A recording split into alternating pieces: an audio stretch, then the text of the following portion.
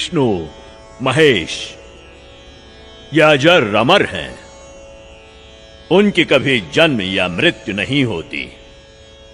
वही तो सृष्टि के रचनहार हैं। उनका कभी विनाश नहीं होता। वो ही जगत के पालनहार हैं। वास्तव में परमात्मा तो निराकार है। यदि आप अपने जीवन में सुख प्राप्ति चाहते हो तो एकादशी का व्रत कीजिए, श्राद्ध निकालिए। जो श्रद्धालु लोग इस जन्म में दुख भोगते हैं वो उनके पिछले जन्मों के कर्मों का फल है, और पिछले जन्मों के कर्म फल को भगवानों को भी भोगना पड़ता है। तो फिर आम जीव की क्या औकात है? अगर परमात्मा की प्राप्ति चाहते हो तो हमारे साथ बोलिए, हरे राम राम राम हरे हरे, हरे राम राम राम हरे हरे, हरे कृष्णा कृष्णा कृष्णा हरे हरे, हरे कृष्णा कृष्णा कृष्णा हरे हरे। बोलो शेरा वाली माता की राधे राधे राधे राधे राधे राधे राधे राधे। भक्तों, यदि आप में से किसी के भी मन में कोई भी आशंका हो, कोई भी प्रश्न हो तो निसंकोच पूछिएगा। महात्मा जी, आप ये भोली भाली जनता को क्यों गुमराह कर रहे हो? अरे दुष्ट लड़की, तेरा ये बोलने का दुस्साहस कैसे हुआ? तेरे पास क्या आधार है कि मैं जनता को गुमराह करता हूँ? लगता है ये हिंदू विरोधी है। ए चल नीचे बैठ।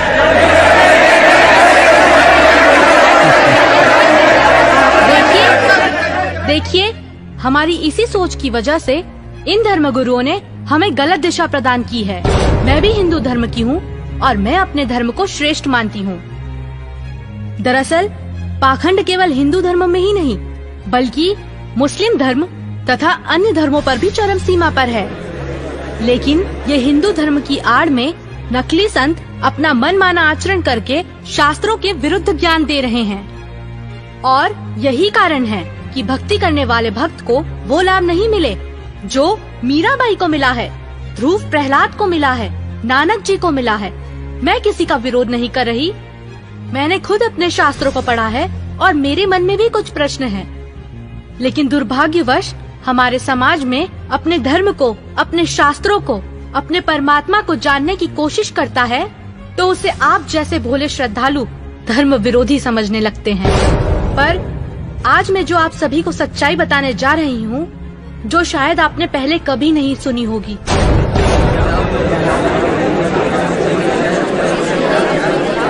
ज्यादा बात मत बना लड़की। तेरे पास क्या प्रमाण है? बताती क्यों नहीं? महात्मा जी, थोड़ा धीरज रखिए और सुनिए। आप ही ने तो कहा था ब्रह्मा विष्णु महेश अजर अमर हैं, उनका कभी विनाश नहीं होता, वही सृष्टि के रचनाहार हैं। मैंने टीवी पर एक संत रामपाल जी का सत्संग सुना, उसी से पता चला। पता है उन्होंने क्या कहा? रुकिए एक मिनट, अभी बताती हूँ।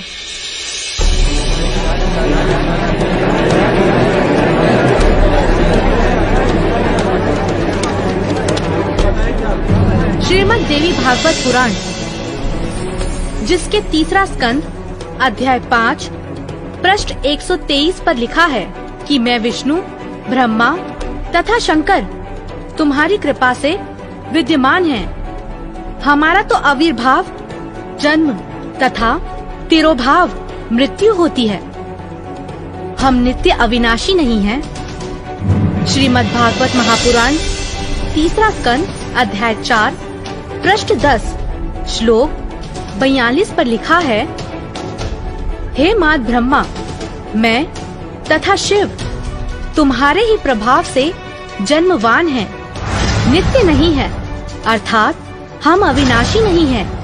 ये श्रीमद् देवी भागवत देखिएगा,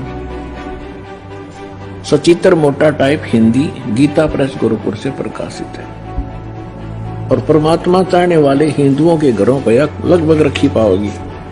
ये है संक्षिप्त श्रीमद् देवी भागवत सचित्र मोटा टाइप केवल हिंदी। प्रकाशक हैं हनुमान प्रसाद पोदार चिमनलाल गोस्वामी और गीता प्रेस गोरखपुर से प्रकाशित है। 123 पृष्ठ, तीसरा स्कंद,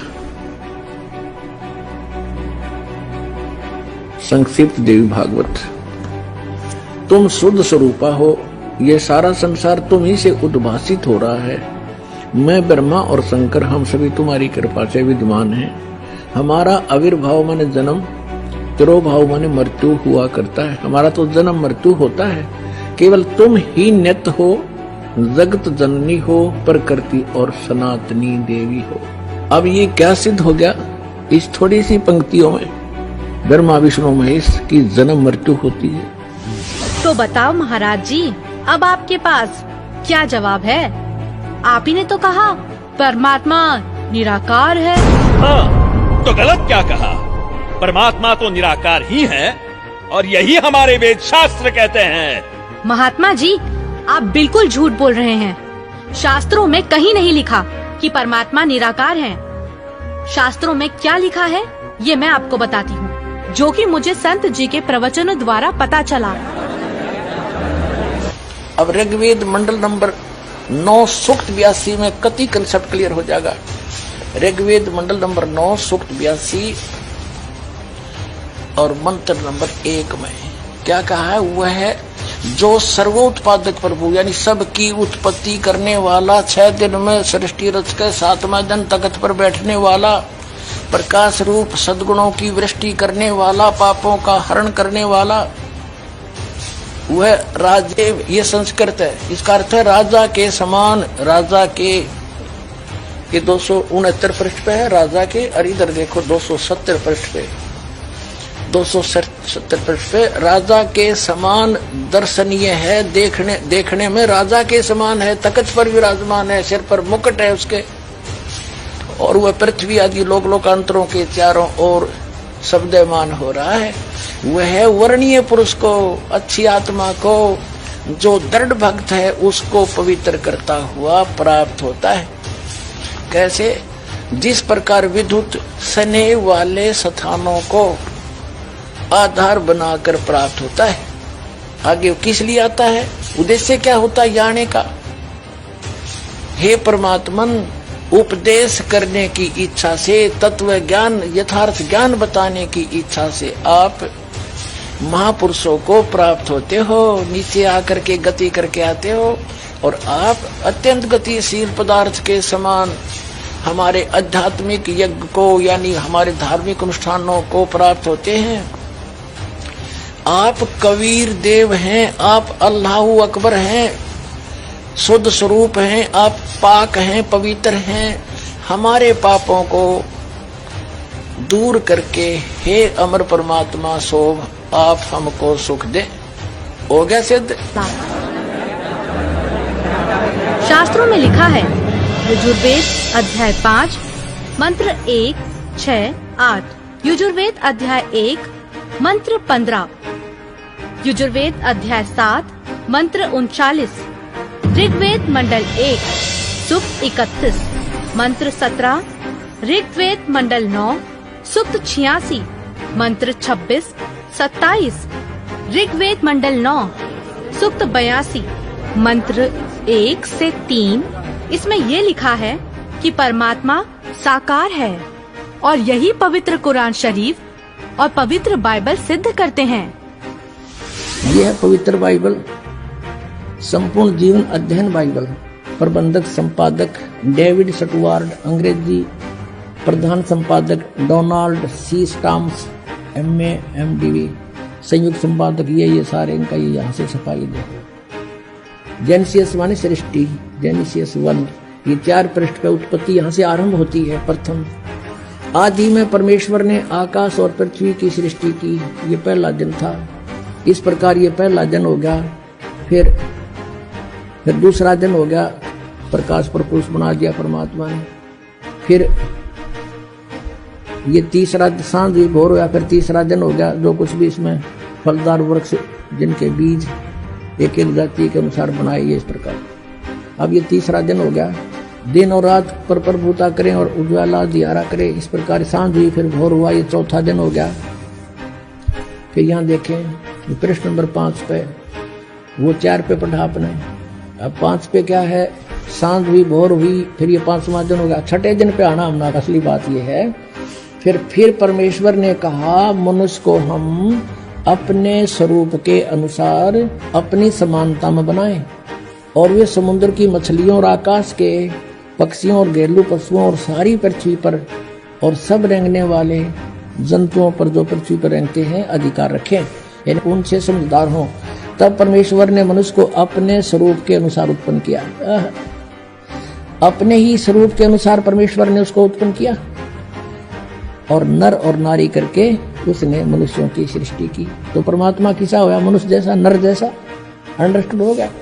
अब पवित्र बाइबल ने स्पष्ट कर दिया कि परमात्मा मनुष्य जैसा है, उसने अपने जैसे रूप में मनुष्य को बना, नर नारी करके उत्पन्न किया। अब कुरान शरीफ दिखाते हैं आपको, देख कुरान शरीफ शास्त्रीय अरबी पद्धति पर नागरी लिपि में रूपांतरकार हैं नंद कुमार अवस्थी, शेरवानी संस्करण। ये कहां से छपी है?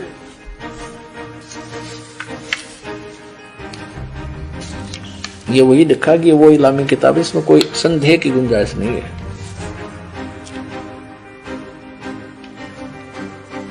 शेरवानी संस्करण, प्रकाशक है लखनऊ किताब घर, मौसम बाग, सीतापुर रोड, लखनऊ।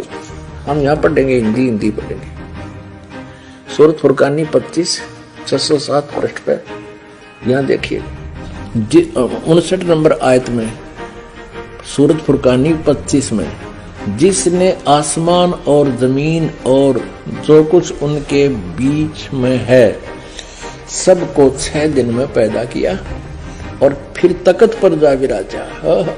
अब इससे सिद्ध हो गया कि दोनों पवित्र सदग्रंथों ने रल मिलकर यह सिद्ध कर दिया कि परमात्मा मनुष्य जैसे शरीर युक्त है, मनुष्य जैसा साकार है।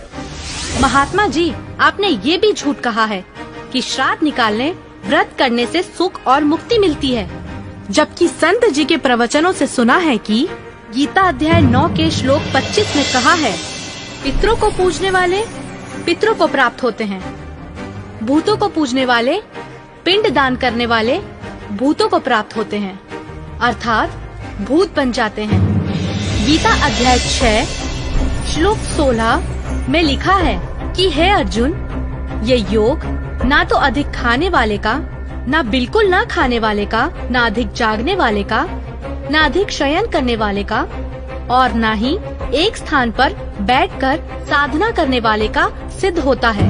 गीता अध्याय 16 श्लोक 23-24 में कहा है कि शास्त्र विधि को त्याग कर जो साधक मनमाना आचरण करते हैं, उनको ना तो कोई सुख होता है, ना कोई सिद्धि प्राप्त होती है, तथा ना उनकी गति अर्थात मोक्ष होता है। अरे क्या चल क्या रहा है इस लड़की का? अरे कोई तो रोको उसे। ये लड़की सही बोल रही है।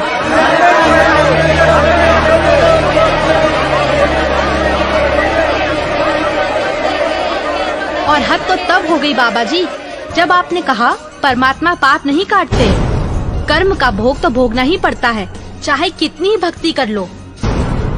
सब झूठ है, सब। आपको पता है हमारे शास्त्र क्या प्रमाणित करते हैं? मैं बताती हूँ, जो कि मुझे संत जी के प्रवचनों द्वारा पता चला है। ऋग्वेद मंडल 10 सूक्त 161 मंत्र 2, 5 सूक्त 162 मंत्र 5 सूक्त 163 मंत्र 1 से 3 में लिखा है कि परमात्मा जो चाहे वो कर सकता है, प्रत्येक प्रकार के रोग कष्ट को नष्ट कर सकता है, और यदि कोई मृत्यु के भी निकट पहुंच जाता है तो उसे 100 वर्ष की आयु प्रदान कर सकते हैं। अब देखिए वेद इसको प्रमाणित करेंगे कि परमात्मा घोर पाप का विनाश कर देता है। ये देखिए, ये महर्षि दानव सरस्वती द्वारा ही इसका अनुवाद है।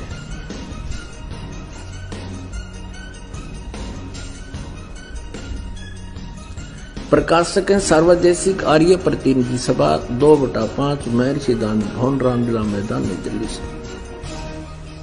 यजुर्वेद आर्य भाषा भाष्य संपूर्ण 40 अध्याय महर्षि दानंद सरस्वती कृत यानी दानंद जी के द्वारा इनका अनुवाद है।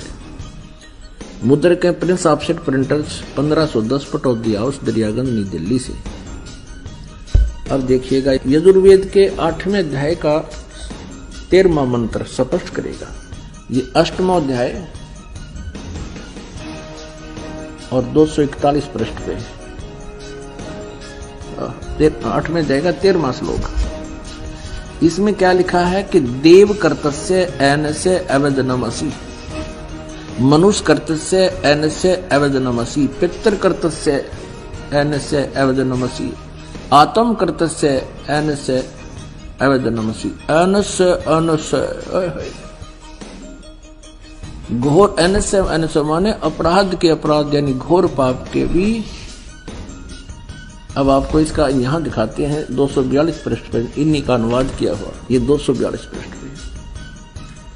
हे सबके उपकार करने वाले मित्र आप। अब यहां इसने मित्र शब्द प्रयोग कर दिया, यहां परमेश्वर ना लिखा, क्योंकि इसको पता था वेदों को पढ़ने वाला मुझ पर पूरा विश्वास करेगा, और मैंने यहां लिख दिया मित्र, तो वो ये समझेगा कि मित्र के बारे में लिखा है, भगवान के बारे में नहीं, इसलिए इसको पढ़ कर आगे चल पड़ेगा। आप दान देने वाले के अपराध के अवजनम, एनस्य माने अपराध के, अवजनम माने विनाश करने वाले, असी माने हो। मनुष्य कर्तस्य साधारण मनुष्यों के किए हुए, एनस्य माने अपराध के, अवजनम माने विनाश करने वाले हो। पितृ कर्तस्य पिता के किए हुए, एनस्य माने अपराध, ये अपराध ही लिखना चाहिए था, विरोधासन लिखा है। अच्छी प्रकार हरने वाले हो, नाश करने वाले हो। अपने किए हुए, एनस्य माने पाप के, एनस्य कहो, एनस्य का अर्थ पाप कहो, एनस्य माने अपराध कहो, एनस्य माने अपराध या पाप एक ही अर्थ होता है। एनस्य माने पाप के दूर करने वाले, अवजनम माने नाश करने वाले, अवजनम विनाश करने वाले हो, अवजनम माने विनाश करने वाले हो।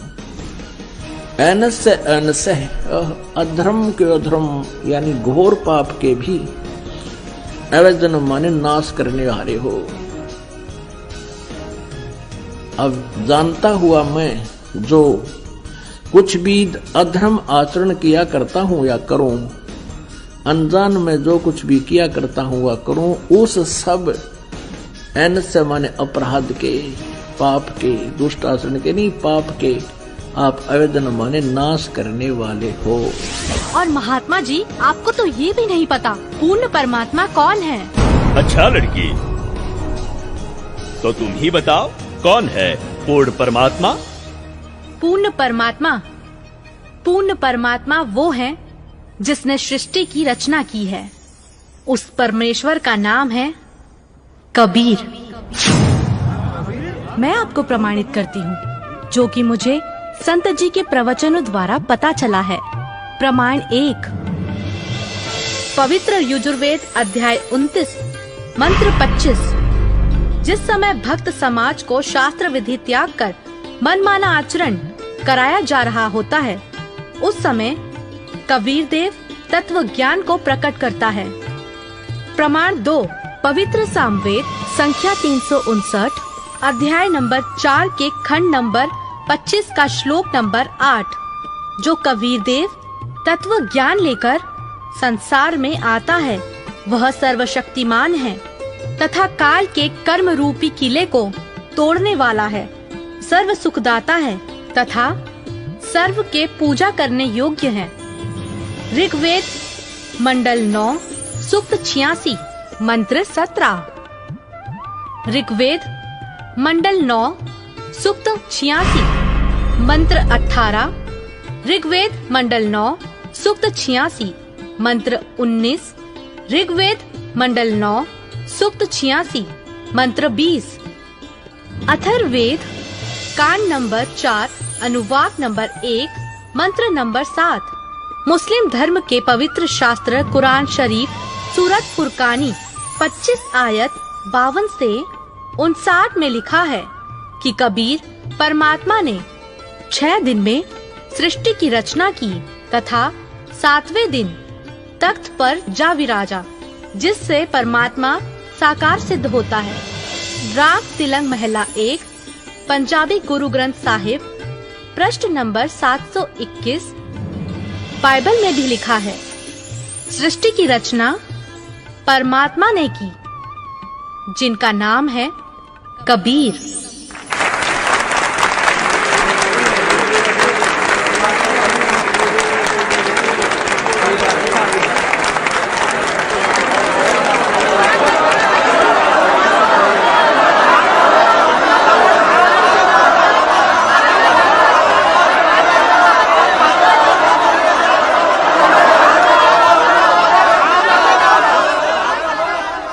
बहन, माफ करना, मुझसे गलती हो गई।